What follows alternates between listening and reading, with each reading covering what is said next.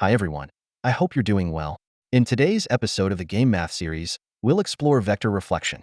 We'll cover the theory, work through some math problems, and see a real-world application in Unity by implementing a brick smasher game.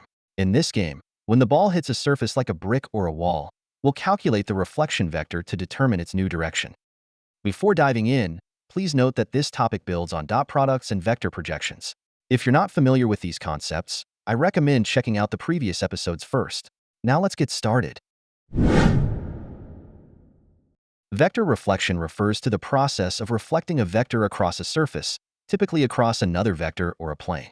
This is commonly used in physics and computer graphics to simulate how objects bounce off surfaces. Let's consider real-life examples of vector reflection, such as light reflecting off a mirror. When light strikes a flat mirror, the angle at which it hits, angle of incidence, is the same as the angle at which it reflects, which is called the angle of reflection. Assume light is approaching at an angle. In this situation, the light ray is known as the incident vector. The normal vector, perpendicular to the mirror's surface, helps determine the direction of the reflected ray. The light bounces off the mirror so that the angle of incidence matches the angle of reflection. When light or any wave reflects from a smooth surface, the angle at which it hits equals the angle at which it reflects. This principle is called the law of reflection. In a practical scenario, if light strikes a mirror at a 30-degree angle, it will reflect at the same 30-degree angle but on the opposite side of the normal line. Let me write down the reflection formula. If an incident vector ray, v, is reflected off of a smooth surface that has normal vector n, then the reflection vector r is equal to the incidence vector v minus 2 times the projection of vector v onto the normal n. This is the final formula for vector reflection, and it applies in both 2D and 3D spaces. Don't worry, we'll derive it step by step shortly by breaking down the vectors with a practical example. Let's take an example and use the concept of vector projection to prove the vector reflection formula. Let me draw a surface, such as a wall here on the left. In two-dimensional space, this wall or surface can be represented as a line, which can be defined using a linear equation, something we'll explore soon when solving a math problem. In three-dimensional space, the wall or surface is represented as a plane. Now, let's draw the normal to the surface. The normal is always perpendicular to the surface, forming a 90-degree angle with it. Now let's sketch the vector we want to reflect, the incident vector, in a different color and call it v.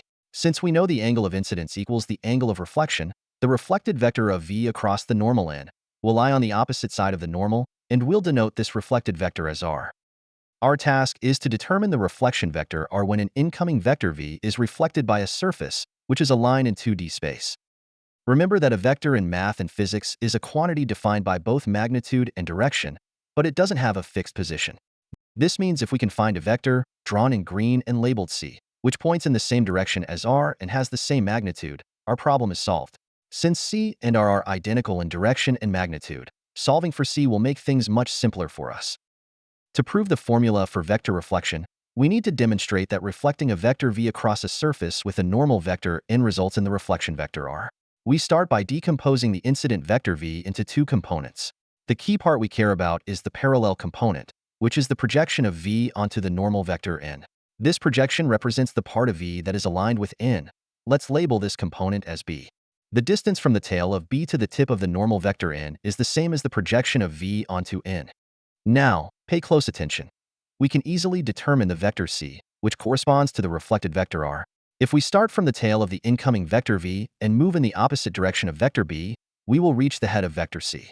This shows that c has the same magnitude and direction as the reflected vector r. Let me note this on the right. Vector c, which equals the reflected vector r, is given by the incident vector v minus 2 times vector b, since b is flipped. Let me clear everything, so we can take a closer look at this formula.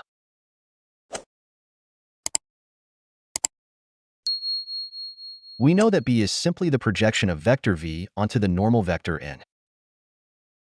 As you may remember from a previous discussion about vector reflection, the projection of v onto n is expressed as the dot product of v and n, divided by the dot product of the normal vector n with itself, and then multiplied by the normal vector. So this is the standard formula for reflecting a vector v across a surface with a normal vector n, and this completes the proof. As a game developer, it's important to grasp this proof, even though in Unity, for instance, you won't need to calculate it manually. You can simply use the built-in reflect method, which we'll look at soon. Before diving into Unity to explore the Brick Smasher game, which is built entirely on vector reflection, let's tackle a purely mathematical problem to further understand the concept. In this example, we need to find the reflection of the incoming vector u, which extends from point A to point B, across the line given by the equation 2x plus 4y equals 8. If we were to sketch the reflection, it would look something like this.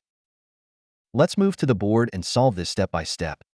First, let me write down the line equation and the incoming vector. From the reflection formula, we know that we need the normal vector of the line. Since the normal vector isn't explicitly provided, we can easily obtain it from the line equation. The coefficients of x and y form the components of the normal vector. So, in this case, the normal vector would extend 2 units along the x-axis and 4 units along the y-axis. Let me also write down the reflection formula as a quick reference. Now that we have both the normal vector and the incoming vector, let's start by calculating the projection of vector v onto n to continue solving the problem. The projection of v onto n is calculated by taking the dot product of the vectors v and n, dividing it by the dot product of the normal vector n with itself, and then multiplying by the normal vector. It's a simple dot product, so minus 3.5 times 2 equals minus 7, plus minus 1.3 times 4 equals minus 5.2. All of this is divided by 2 times 2 plus 4 times 4, all multiplied by the normal vector n. Summing all the numbers, we get minus 12.2 over 20 times the vector n. Let's calculate minus 12.2 divided by 20. So the final result is minus 0.61 times n. Now we can multiply minus 0.61 with each component of the normal vector. Minus 0.61 times 2 equals minus 1.22, and minus 0.61 times 4 equals minus 2.44. This is the final projection of vector v onto the normal vector n. By the way, if you prefer, you could have also normalized the normal vector before starting to solve the question. It gives the same result. So, the reflection vector r is equal to the incoming vector v. Let me write the components of vector v accordingly, minus twice the projection we just calculated. Let's denote this projection as x. Now we need to multiply the vector x by 2. Then we can subtract the result from the incoming vector v to find the reflection vector. I'll use the calculator again. 2 times minus 1.22 equals minus 2.44. And 2 times minus 2.44 equals minus 4.88. By subtracting 2 times x from v, we get the reflection of vector v across the line 2x plus 4y equals 8. Since it's now a simple subtraction, I will quickly calculate it and note the result to save some time. As I mentioned earlier, a line is a two-dimensional structure. In three-dimensional space, we deal with a plane, which includes an additional z component. So, if we have this plane, we can find the normal vector as 2 on the x-axis, 4 on the y-axis, and 5 on the z-axis. Now it's time to see this concept in action. Let's move to Unity and implement a Brick Smasher game using vector reflection. You're likely familiar with classic Brick Breaker games from systems like Atari or PlayStation 1.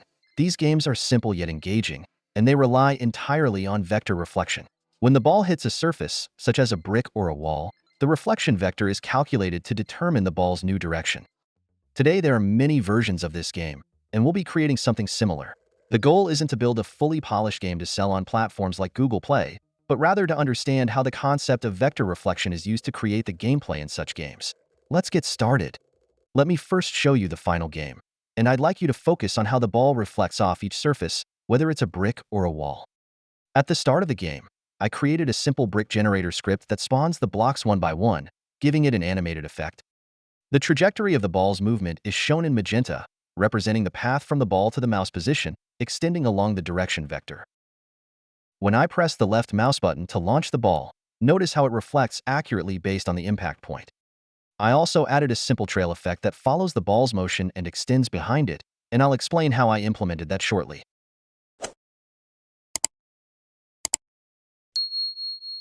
Now when I press the space key, the ball's motion resets, returning to its initial position, and the trajectory is redrawn, indicating that the player can move the ball again. When the ball hits a brick, a simple script disables the brick's game object. Of course, in a full game, you might want to add visual effects, like a shattering effect, but that's entirely up to you. We have complete control over the ball's speed. After reflection, we can easily increase or decrease its speed. I used a float variable to adjust the speed, but for added realism, you could apply an easing function, which would make the motion look more dynamic. I also bound the brick generator function to a key, allowing us to test it repeatedly without restarting the game. While this isn't the most efficient way to regenerate blocks during runtime, it works fine for our purposes here. Now let me show you the environment and how the scene is set up. As you can see, the walls are simple game objects with a sprite renderer and a box collider to detect collisions. I also tag them with the platform tag, so we can detect them in the code, which we'll cover shortly. The block generator is a game object positioned in the right spot because the block generator script arranges the blocks in a 2D grid relative to its position. We'll review that script soon. We could also randomize the blocks. I prepared several blocks with multiple colors, but I've set the default to the red one for now. Finally, let me show you the ball. It has a ball tag for detecting collisions, and besides the circle collider. In Unity, to detect collisions, one of the collided objects must have a rigid body component. That's why I added a rigid body here. I set the gravity scale to 0 since we don't want gravity to affect the ball.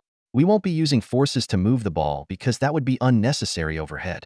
Instead, we're using the rigid body only for handling collisions, saving us from manually managing that, and we'll use translation to move the ball. All the game logic is handled in the ball script, which we'll examine shortly. Lastly, let me show you the trail effect. It's a simple trail that we can create using the renderer. I adjusted the width curve to start at 0.4 and gradually decrease, but you can definitely add more interesting effects here. Let's first take a look at the blocks generator script. The blocks generator class creates a grid of blocks, randomly selected from a set of prefabs, across a 2D plane. The blocks are instantiated gradually, creating a visually appealing generation process. As usual, we'll start by quickly reviewing each variable. Block prefabs is an array containing the brick game objects that can be instantiated at specific positions. Width, height, and step size are variables that control the size of the grid and the spacing between blocks. Width defines the horizontal span, height defines the vertical span, and step size determines the distance between the positions where the blocks are generated. At the beginning of the game, the start method triggers a coroutine called generateBlocks, which begins the block generation process. As we observed during gameplay, pressing the G key regenerates the blocks. In the update method, we check if the G key is pressed. If it is, the generateBlocks coroutine is restarted. It's important to note that this approach is mainly for testing purposes. In a real game, calling the generateBlocks method this way isn't the most efficient. The generateBlocks method uses nested for loops to iterate over a grid of positions based on the given width, height, and step size. For each position in the grid, a new block is instantiated at that location, randomly selected from the block prefabs array. The blocks are spaced based on the step size, and their positions are slightly adjusted as well. After each block is instantiated, the coroutine waits for 0.05 seconds before proceeding, creating a staggered effect where blocks appear over time instead of all at once. If you prefer to generate all the blocks simultaneously, you can use yield return null to wait for just a single frame, or skip using coroutines altogether.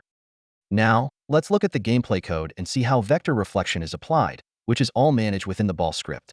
The script controls the movement of a ball based on mouse clicks, causing it to move towards the clicked position and reflect off surfaces when it collides with objects tagged as platform. The ball's direction is adjusted using reflection physics, allowing it to bounce off surfaces in the game world. Additionally, a visual trajectory is drawn from the ball to the mouse position before the ball starts moving, providing a preview of its path. To accomplish this, a few variables are necessary. First, we need a Boolean variable to track whether the ball is currently moving. We also need a variable to control the speed of the ball. This is serialized so we can modify it in the inspector. The mouse position vector is used to the mouse position in world coordinates. The reflection direction after the ball collides with a surface is stored in the reflected vector. Recall from the theory section that to determine the reflection vector, we need both the incoming or incident vector and the normal of the surface. The incoming vector variable is used to store the current direction of the ball's movement, which we'll review shortly. The reset Boolean is used to trigger the ball's reset functionality. Additionally, the draw trajectory Boolean controls whether to display the ball's trajectory before it starts moving. Initially, draw trajectory Boolean is set to true, allowing us to draw a line from the ball's current position to the mouse position, since the ball isn't moving yet. For now, let's set aside the collision and reflection part and focus on the ball's motion. When the left mouse button is clicked and the ball is stationary, it begins moving towards the location of the mouse click. The mouse position is converted into world coordinates, and the direction vector, called incoming vector, is calculated from the ball to the mouse position and then normalized. When the ball is at rest, the incoming vector simply indicates the ball's movement direction. However, once the ball is in motion, this vector is used for reflection calculations. You'll see this in a moment. The isMoving boolean is set to true to indicate that the ball can now start moving, and the trajectory drawing is disabled once the ball starts moving. While the ball is in motion, its position is updated using transform. Translate, with the movement direction scaled by the ball's speed and multiplied by delta time to ensure consistent behavior across different frame rates. When the ball is in motion, we handle collisions and calculate the reflection vector. When the ball hits an object tagged as platform, which could be a wall or a brick, we use the reflect method to compute the reflected vector. This method performs the reflection calculation as explained in the theory section. The reflection is based on the incoming vector, the ball's movement direction, and the surface's normal at the contact point, which we can access through the contacts array. Initially, the reflected vector is 0. When the ball collides with a surface, the reflected vector is updated from 0, indicating that we need to adjust the ball's movement direction. We handle this adjustment in the update method. If the reflected vector is not 0, the ball's new direction is set to the normalized reflection vector, and it continues moving in that new direction. Finally, the incoming vector is updated to the reflected vector, as the reflected vector now represents the ball's new movement direction, which is the same as the incoming vector for the next frame. That covers the reflection math for the ball. When the jump button, the spacebar, is pressed, the ball's movement is reset. This reset occurs in the reset method, which returns the ball to a specific position, 0, -3, 0, which is the default starting position. During the reset process, the ball smoothly transitions back to its starting position using lerp. Once the ball is sufficiently close to the starting position, the reset process stops and the trajectory drawing is re-enabled. Lastly, let me show you how the trajectory drawing is handled. It's done entirely within the OnGizmo's draw method, which means it only functions in the editor. For a full game, you would need to manage this differently. If draw trajectory is set to true, the script draws a magenta-colored trajectory line from the ball's current position to the mouse position when hovering over the game window. This provides the player with a visual indication of where the ball will travel once clicked. Since the trajectory is a vector, we can get its length and draw small points along this trajectory space by a step value, such as 0.25. That covers the gameplay logic. As you've seen, using vector reflection has allowed us to create nearly a complete game. This demonstrates how powerful math and physics can be for game development. Finally, each brick prefab has a script that detects if the ball hits the brick, allowing for actions such as playing a shatter effect or other effects. In this example, I simply disable the game object. Let's give it a final test to ensure everything works as expected. If you'd like to review the code, let me know in the comments, and I'll post the scripts and sprites on GitHub so you can try it out yourself. Also, let me know in the comments which topic you'd like to see in the next episode: 2D cross product, 3D cross product, or the differences between lines, line segments, and rays. That's all from me for now. Thank you for watching and see you soon.